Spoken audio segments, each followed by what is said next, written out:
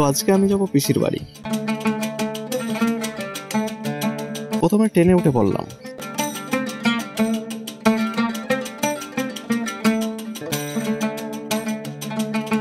তারপর অটো করে প্রকৃতির আনন্দ নিতে নিতে চলে আসলাম বীরপুর ঘাট। নৌকায় করে পার হয়ে চলে আসলাম পিসির বাড়ি।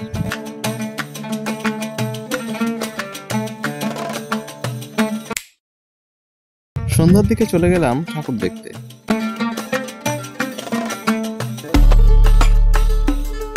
দেখো কত সুন্দর প্যান্ডেল করেছে। চলো ভিতরে গিয়ে ঠাকুরটা দেখা যাক।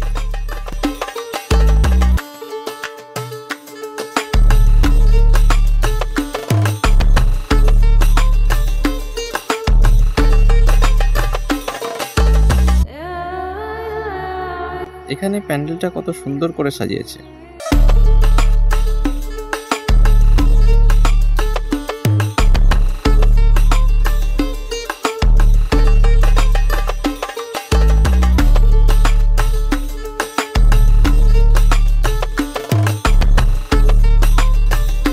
সকালে ক্লাবে গিয়ে দেখি ইনি ওদের গল্প শোনাচ্ছে, আর ওরা গল্প শুনে এনজয় করছে।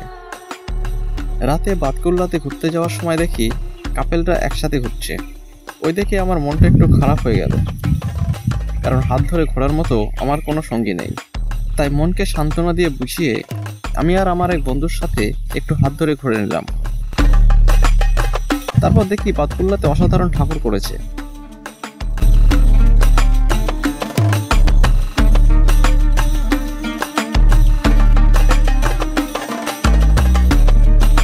এগুলো কিনে দেওয়ার জন্য আমার কাছে টাকাও ছিল, কিন্তু যাকে কিনে দেব সেই ছিল না। তাই ওখান থেকে চলে আসলাম অনামি ক্লাবে। বাইরে থেকে দেখি প্যান্ডেলের থিম অসাধারণ করেছে, আর সেটা দেখার জন্য অনেক মানুষ। তাহলে চলুন ভিতরে গিয়ে দেখি কেমন হয়েছে।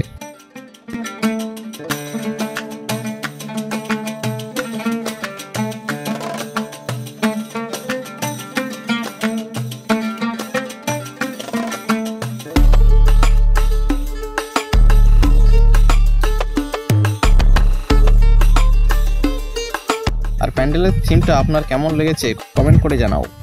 আমার তো ভালোই লাগলো। এত সুন্দর থিম আর ব্যাকগ্রাউন্ড দেখে ওখানে কিছু ফটোশ্যুট করলাম।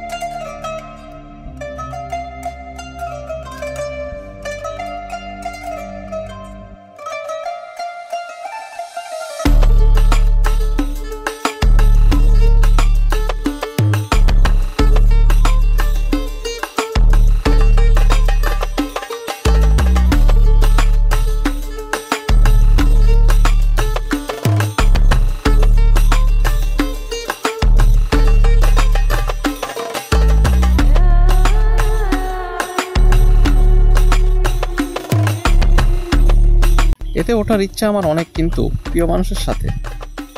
তাই যখন আর প্রিয় মানুষই নেই তাই আর উঠলাম না। কাছে থেকে দেখছিলাম আর ভাবছিলাম অনেক দেরিতেই হোক আমিও একদিন উঠব। তারপর দেখি এখানে একটা দিদি ডান্স করছে। ওখানে একটু দাঁড়িয়ে একটু ডান্স দেখলাম। এখানে দেখি ছাদের উপর একটা রাক্ষস তৈরি করেছে। বিজয়া দশমীর দিন।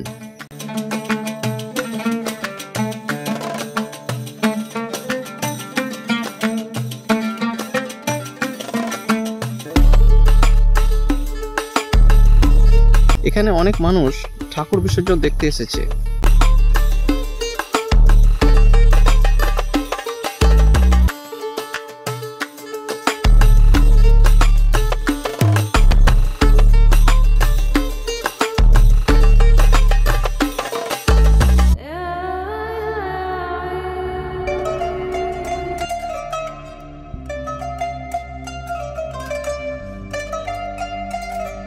ঠাকুরটা কত সুন্দর লাগছে।